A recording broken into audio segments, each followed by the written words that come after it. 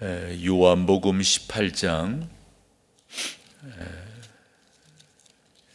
오늘 15절에서 27절까지를 오늘 본문으로 보겠습니다. 이제 우리 주님께서 순환당하시는 그러한 장면을 우리가 함께하고 있습니다. 15절 제가 읽고요, 그 다음 절 이런 식으로 읽으셔서 교독을 합니다. 시몬 베드로와 또 다른 제자 한 사람이 예수를 따르니 이 제자는 대제사장과 아는 사람이라. 예수와 함께 대제사장의 집들에 들어가고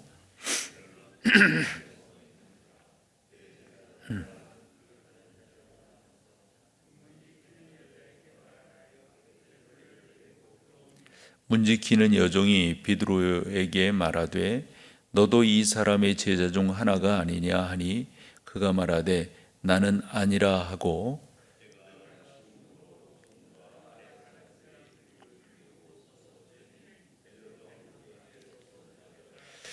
대제사장이 예수에게 그의 제자들과 그의 교훈에 대하여 물으니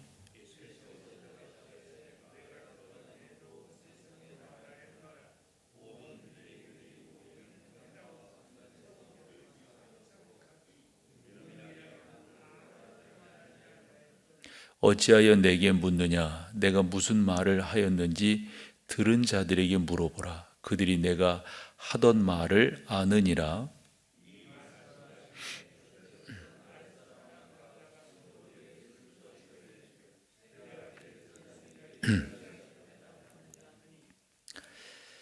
예수께서 대답하시되 내가 말을 잘못하였으면 그 잘못한 것을 증언하라. 바른 말을 하였으면 네가 어찌하여 나를 치느냐 하시더라.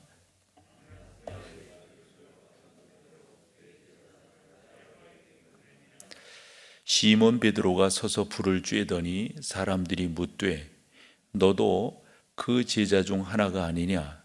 베드로가 부인하여 이르되 나는 아니라 하니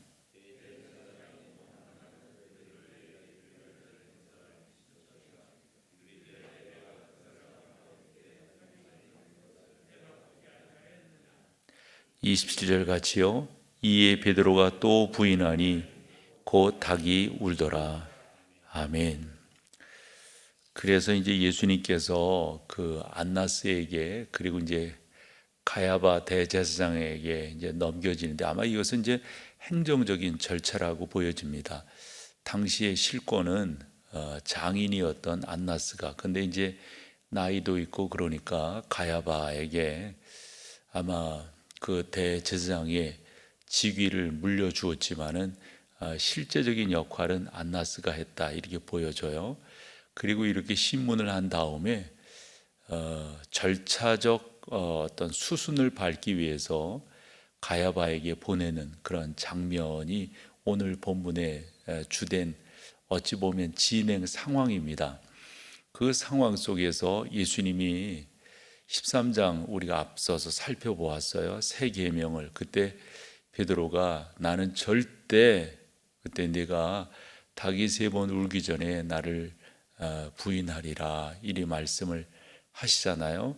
그 말씀이 그대로 오늘 본문에서 이루어지고 있는 것을 그래서 우리가 이런 내용들을 쭉 살펴보면서 성경은 예언 그리고 성취라고 하는 하나의 큰 틀에서 우리가 성경을 보아 나가지 않습니까? 그러한 내용으로 오늘 성경도 여러분들이 보신다면 이 말씀이 우리 가운데 주는 교훈이 어떠한 교훈인가 하는 것을 충분히 알 수 있다라고 생각을 합니다. 그러면서 저는 이제 예수님은 우리가 일반적으로 너무도 잘 아는 그런 내용이니까요. 오늘 본문에 또 등장하고 있는 베드로에 대해서 조금 더 보기를 원하고요. 또 예수님을 향해서 베드로를 향해서 이런저런 말을 하는 또 하나의 등장인물들을 여러분들과 같이 보면서 그들의 심리적 상태는 어떠했을까? 특별히 그 숯불을 이렇게 펴놓고 이제 그것이 어찌 보면 난로 아닐까요? 이제 그런 것들 펴놓고 그 나름대로의 스사남을 이겨내는 그러한 모습을 통해서 이 저자가 우리 가운데 보여주려고 하는 그 당시 분위기는 어떠한 분위기인가, 요것을 여러분과 조금 더 생각했으면 좋겠습니다. 어쨌건 여기에 등장하는 또 다른 제자 한 사람이 있는데, 그 사람이 누구인지에 대해서는 설왕설래가 많아요. 일반적으로 저자 요한이 아니느냐 이렇게 말하기도 하고, 그 다음에 세베대의 아들 중 요한이 아니느냐 이렇게 말을 하기도 합니다. 이제 그렇게 말을 하는 데는 다 나름대로의 주장들이 있어요. 대제사장과 친분이 있을 정도니까. 그렇죠? 15절에 보면 이 제자는 대제사장과 아는 사람이라 이렇게 표현되어 있습니다. 그러면 적어도 대제사장과 아는 사람은 예수님의 제자 중 누구일까, 그런 거거든요. 여러분도 알다시피 베드로는 그런 어떤 아는 사람도 없기 때문에 그 안으로 들어가지를 못해요. 그때 이 제자가 뭐 나름대로 이제 안면도 있고 하니까 아마 문을 지키던 어떤 그 문지기에게, 여기는 여자로 이렇게 되어져 있는데, 내 아는 사람이니까, 내 친구니까 같이 좀 들어가게 해달라, 이래서 베드로가 그 안으로 들어가는 것 아닙니까? 그때 아마도 이 여자가 대제사장을 알고 있는 이 예수님의 제자에 대해서도 알았으리라고 생각을 해요. 그러나 그 예수님의 그 제자 누구인지는 잘 모르지만 그냥 우리 일반적으로 요한이라고들 그러니까 그 사람에게는 그렇게 말을 못해요. 그런데 누구에게는, 베드로에게는 그렇게 말을 해요. 그래서 이 아는 제자가 그 자기의 어떤 그 입장을 생각해서 베드로를 그 안으로 들어오게 할 때 문을 지키던 여자가 베드로에게 뭐라고 말합니까? 17절에 너도 이 사람의 제자 중 하나가 아니느냐 이렇게 말을 하죠. 왜 그러면 이 말을 요한에게는 뭐 요한이라고 딱 단정 짓기는 뭐하지만 그 다른 제자에게는 말하지 않았을까요? 이유가 뭘까요? 그래서 성경은 방점이 거기에 찍히는 거예요. 예언과 성취, 예언과 성취. 왜 이런 것을 우리가 중요하게 봐야 됩니까? 성경 전체가 바로 그런 내용을 담고 있기 때문에 그렇습니다. 그러면서 너도 이 제자 중 하나가 아니느냐 이렇게 말을 할 때, 사실 이 말은 되게 그 비아냥적인 말이고요. 흔한 말로 이렇게 틱틱대는, 우리가 그 뭐 틱틱댄다 이런 표현을 하잖아요. 그런 식으로 말, 아주 깔보면서 말이죠. 그렇게 하는 그런 말이에요. 그런데 이 표현이 왜 나오게 됐냐면, 우리가 요한복음 13장을 가보면 예수님께서 31절 이하에서 새 계명을 너에게 주노니 이렇게 말씀을 하시면서 당신께서 어떠한 일로 제자들과 이제 이별하게 될 것인가 하는 것들을 쭉 말씀하시잖아요. 그때 베드로가 그렇게 말을 해요. 내가 가는 곳에 내가 지금은 따라올 수 없으나 후에는 따라오리라, 이렇게 우리 주님이 하셨더니 뭐라고요? 당장 따라가겠다고. 나는 선생님을 위해서 나는 목숨을 버릴 그러한 준비가 되어져 있다고. 그럴 때 예수님께서 그 말씀을 하시는 거죠. 내가 나를 위하여 내 목숨을 버리겠느냐? 내가 진실로 진실로 내게 이르노니 닭 울기 전에 내가 3번 나를 부인하리라. 요 말씀을 그대로 이루어지고 있다 하는 것을 오늘 본문이 우리 가운데 보여주고 있다, 저는 그렇게 봐요. 그래서 다시금 본문의 17절, 문 지키는 여종이 베드로에게 말하되, 이제 안으로 들여보내주면서 하는 말이죠. 그때 베드로가 이제 베드로의 심리를 여러분들이 이해하시면 훨씬 더 이 본문이 우리 가운데 주려고 하는 뉘앙스가 뭔지를 알 것 같아요.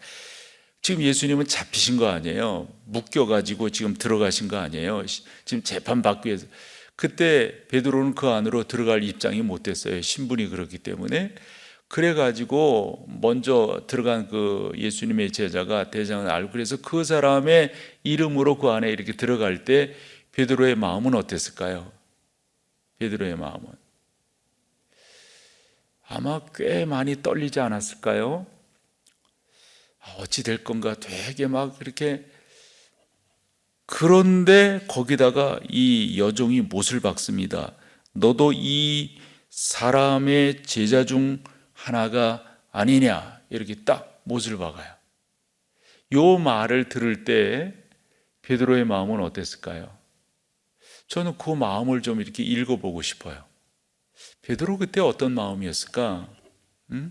어떤 마음이었을까? 이건 여러분 신앙이잖아요. 그냥 일반적으로 우리가 뭘 아는 것을 모른다고 이렇게 시침이 떼는 것과 전혀 다르잖아요. 신앙은 양심이지요. 신앙은 인격이고요. 내가 나를 부인한다.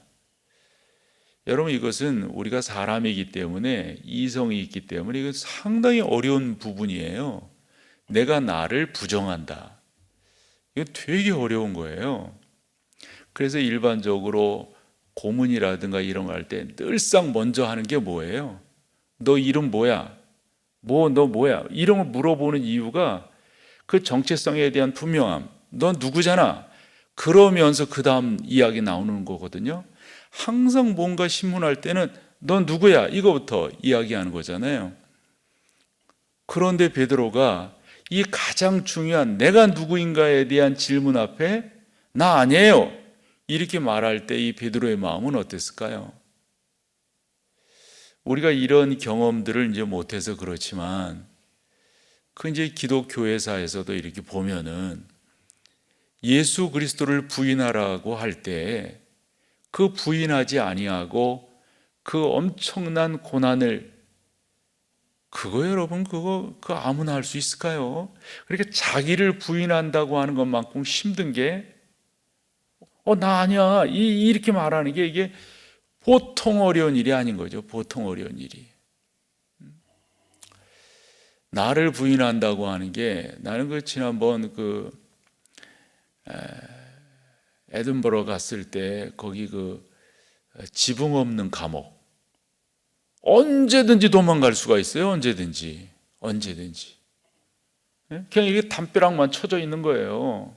그리고 그러니까 삼면이 담벼락이고 앞에는 이제 철창으로 되어져 있는 거죠. 이 지붕 없어요. 언제든지 넘어갈 수가 있어요. 언제든지. 그런데 그곳에서 먹는 거 시원치 않고, 지붕이 없으니 온 그 이슬 설이 다 맞을 거 아니에요. 그리고 그 영국이라고 하는데 그 얼마나 비가 아주 그냥 음산한 비 있잖아요. 그냥 아주 그런 비가 내려가지고 그 사람들이 무슨 난로가 있어서 체온을 하겠어요. 아마 모르긴 몰라도 그냥 부둥켜 안고 막 그랬을 거라고. 우리는 그런 데 가서 비 좀 맞아 보면 이거, 아이고, 언제든지 도망갈 수 있다. 언제든지. 그러니까 네가 그리스도인이 아니라고 하는 거 부인하고 도망가라, 이런. 그런데 그 안에 있는 거예요. 그 안에. 그러니까 자기를 스스로 부인한다고 하는 것만큼 힘든 게 없는 거죠. 이게 사람인 거예요. 이게 동물과 다른 거예요. 그럴 때 이 베드로의 마음은 어땠을까? 나는 그것을, 그 베드로의 요 마음, 그 정서, 그 당시의 상황을 요 18절이 너무도 잘 설명하고 있다라고 생각합니다. 그때가 어떤 거로? 추운 거로 종과 아랫사람들이 불을 피우고 서서 쬐니 베드로도 함께 서서 쬐더라. 그때가 추운 거로. 그때는 언제예요, 여러분?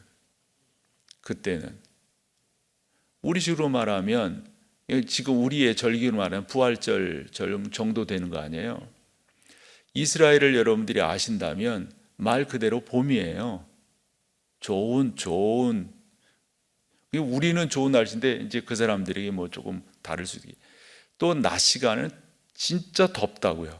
그때도 벌써. 이제 우리식으로 말하면 이제 우리가 4월 12일이 부활주일이잖아요.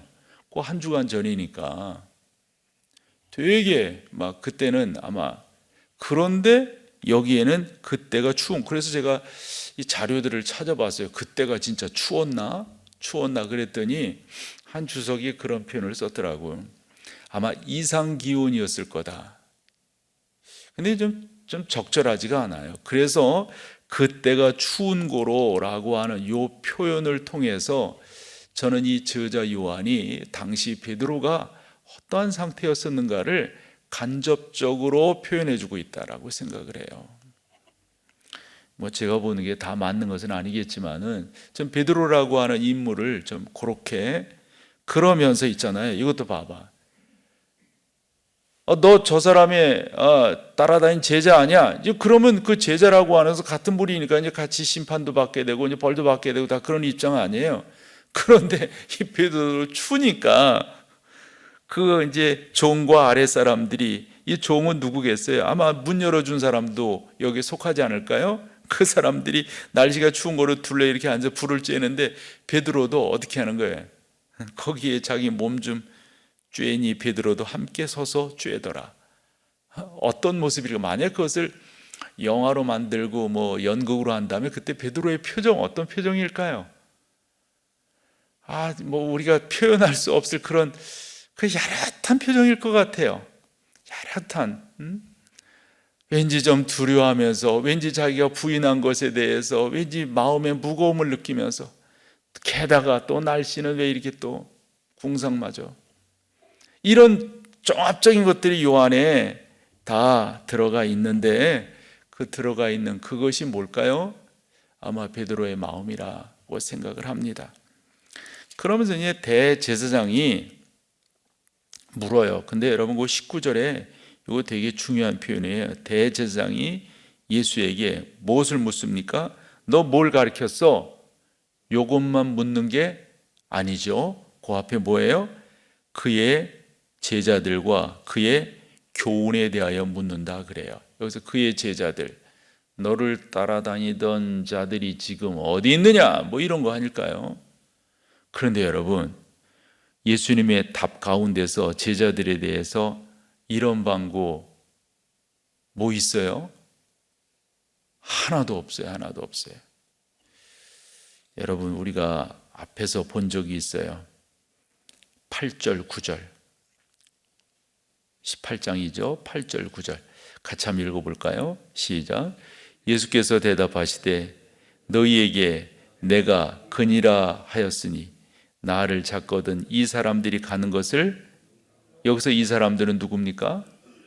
왜 이걸 읽자고 하냐면 제자들을 향한 예수님의 마음을 보고 싶어서 그래요. 그 다음에 9절, 이는 아버지께서 내게 주신 자 중에서 하나도 잃지 아니하였사옵나이다 하신 말씀을 응하게 하려. 우리가 또 이 말씀을 볼 때 또 기억해야 될 게 요한복음 10장이에요. 선한 목자라. 선한 목자는 어떻다고요? 양을 위하여 뭐 한다고요? 거짓 목자는요? 도망간다고 해요. 도망가. 여러분, 여기에서 우리가 이것 또한 놓치지 말고 보셔야 됩니다. 한데 저는 이 본문이 우리 가운데 주려고 하는 교훈은 베드로라고 생각해요. 베드로. 그때 또 한 사람이 베드로에게 또 그런 말을 하죠. 너도 저기 있던 사람 아니느냐? 근데 여러분, 그 22절에 그 예수님을 그 이제 따귀를 치는 거거든요. 근데 그 당시 사람들의 그 정서상으로 이 따귀를 치지 않아요. 왜냐하면 당시 이스라엘 사람들은 사람이 하나님의 형상으로 지음받았다라고 하기 때문에 뭐 이런 막대기라든가 뭐 회초리라든가 이런 걸로 사람을 쳐도 얼굴을 그렇게 손으로 직접 치지는 않는다, 그렇게 알려져 있는데 22절에 보면 아랫사람 하나가 손으로 예수를 쳐 이르되 내가 대제사장에게 이같이 대답. 그게 뭔 말이에요 이게? 이런 버리장머리 없는 뭐 이제 예수님에게 막 그러는 거죠. 그때 예수님께서 그 말씀을 쭉 하십니다. 쭉 하세요. 24절에 보면 결박한 그대로 당시 대제사장이었던 가야바에게 넘겨지게 되는 거죠. 그래서 어제도 말씀드린 것처럼 가야바 법정에서 우리 주님이 하룻밤을 새시게 되는 거죠. 그리고 나서 또 베드로가 등장합니다. 이제 두 번째죠. 그렇게 시몬 베드로가 서서 불을 쬐을 때 우리가 앞서서 봤어요. 18절에. 그때 그 분위기를 여러분들이 놓치시면 안 되겠죠. 그걸 쬐을 때 아마 빼꼼히 이렇게 비집고 들어가서 아마 똑바로 서서 되게 불을 쬐을 때 앞으로 서고 아니면 등을 쬐고 이러잖아요. 우리가 그 할 때 보면. 근데 베드로는 어떤 모습으로 불을 쬐었을까요? 아마 그 사람들이 이렇게 둘러설 때 아마 비집고 빼꼼히 이렇게 들어가서 간신히 좀 한쪽. 그때 사람이 또 묻습니다. 너도 그 제자 중 하나가 아니냐? 이거 비아냥이에요. 비아냥. 너도 저렇게 잡혀가야 될 그러한 입장이 아니느냐? 그때 베드로가 뭐예요? 나는 아니라. 나는 아니라. 이때 베드로의 마음 어땠을까요? 이때 베드로의 마음. 저는 이 베드로의 마음을 그래도 가장 이렇게 잘 표현한 게 김석균 씨의 그 베드로의 고백이라고 하는 찬송이라고 봐요. 그 찬송가 가사에 보면 새벽 다울 때 난 괴로웠어 풍랑이 일면 난 무서웠어. 이제 그 베드로가 경험했던 거잖아요. 하지만 이제 두렵지 않아 이 세상 끝까지 주님을 위하여 따를 텐데 그런 찬송이에요. 근데 그 1절, 2절 제가 한 거 가지고 3절 가사거든요. 근데 그 가사에 보면 이 베드로의 마음을 잘 이렇게 표현하고 있는 걸 보게 돼요. 왜 이런 말씀을 드리냐면 나는 베드로랑 별반 우리가 그런 위급한 상황을 안 만나서 그렇죠.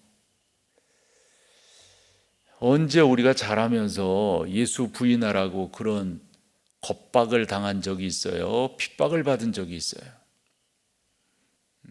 그런 적 없어요. 젊었을 때 이렇게 전도할 때는 좀 그런 이렇게 막무가내로 무식하게 그렇게 대하는 사람들이 있었죠. 요즘 그런 것들을 신천지가 쫓아하는 것 같아요. 이 신천지를 이렇게 보면서 우리가 잃었던 것을 다시금 회복해야 된다라고 하는 생각을 저는 적지 않게 가져요. 저는 나쁜 놈들이지만은 저들이 기독교가 이제껏 귀하게 간직하고 있었던 것을 잃어버려. 근데 그것을 지금 갖다가 쓰고 있어요. 그 열심들, 그 열정들, 그 헌신들. 이건 다시 한번 우리가 되새겨 봐야 되겠죠. 어쨌건 우리가 이 세상에 이렇게 살아오면서 언제 예수 믿는 것에 대해서 덕은 많이 받지만 언제 예수님 때문에 핍박받고 고난받은 적이 언제 있었어요? 그 언제입니까, 여러분? 언제? 자금의 중국 교회는 되게 힘들어지고 있어요. 그런 사람들에게 저는 목사로서 이런저런 말은 하긴 해요. 일제 때 이랬었노라고, 43년도에 이러이러한 결정이 우리나라에 있었었노라고, 그때 그것을 반대한 사람들이 분연히 일어났었노라고, 공산 치하에서 이런 일이 있었는데 그때도 일어났었노라고, 이런 식으로 목사로서 말은 하지만 막상 그 일이 나한테 다가왔을 때, 나한테 닥쳤을 때, 저는 이렇게 중국을 드나다니다 보면 가끔 제 패스포드가 이제 걸려요. 그러면 저를 이제 딴 데로 불러. 별일 없는 거겠지만 죄송하지만 제가 조금 배짱이 있잖아요. 그래서 마음대로 하라고.